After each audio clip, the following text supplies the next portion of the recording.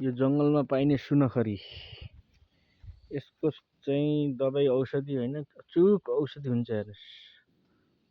यो धुलो यसको हो, यो धुलो यो चाहिँ तपाईँले उसमा दुधमा मिलाएर 1 चम्चा बिहान बेलुका सेवन गर्यो भने यसले अति शक्ति दिन्छ।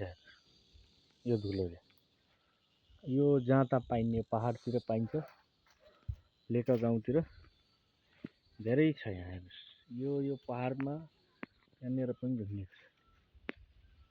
अप्ठ्यारो ठाउँमा मात्रै हुन्छ यो। यहाँ सुनखरी टक्क लाएर जहाँ यो सुनखरी वन जङ्गल